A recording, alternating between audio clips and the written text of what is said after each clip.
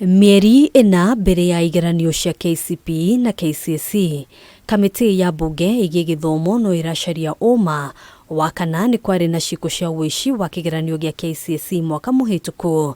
Ũmũthĩ kamĩtĩ ĩno ĩkĩgĩa na gĩikaro na maabithaa a rũhonge rwa ũthuthuria oro hamwe na rũhonge rwa ũkinyanĩria gũkũ bũrũri-inĩ. There are two platforms that are problematic for us: Signal and Telegram.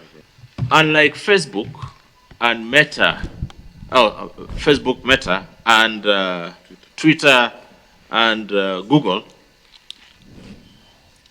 these other platforms do not have a centralized contact point where you can actually have a human-to-human consultations on what is at stake and what needs to be done. Chiloba atariria ati ihinda-inĩ rĩa mĩaka 3 mĩhĩtũku rũhonge rũrũ rwamũkĩrĩte mateta ma account 98 cio maigĩrĩra ikĩhanania na account cia honge itiganĩte ministry-inĩ ya gĩthomo mwaka wa 2021 magĩthuthuria account 34 mwaka wa 2022 account 28 na ona kĩgeranio kĩa mwaka ũyũ gĩtarĩ kĩrekwo account 36 nĩ cirathuthurio. We have faces, you have faces that we have identified, not in US, not in UK, local, that we are posting these exams on Facebook, whichever it is. So you are saying pending.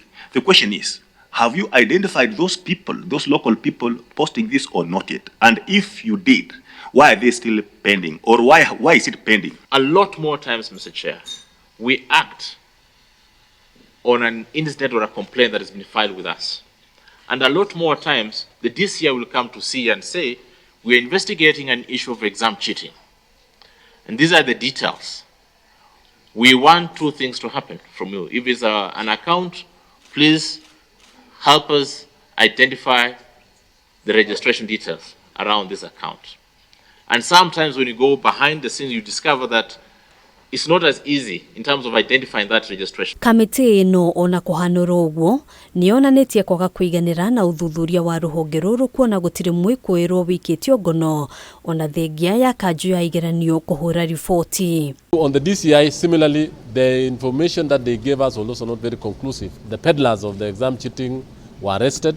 They didn't give us what charges they were preferred on them, how many have been jailed, how many teachers, or if any, have been interdicted. GIIKARO kĩa ũmũthĩ ona kũhanũra ũguo gĩtinakinyanĩria matanya ma kamĩtĩ ĩno, ambunge aya makiuga kwaya gũkorwo na ũma ũrahithĩrĩrwo ukoniĩ no kana nĩa makoretwo magĩtongoria ciĩko cia ũici wa igeranio. Who are these people? We want to know them by name, ID number, and what crime they have committed. That's why we can't buy it up, because look like both the DCI and the CIIKO were not actually opening up to us. Handũ-inĩ ha KAMITII, njĩtagwo Ngina wa Waduro.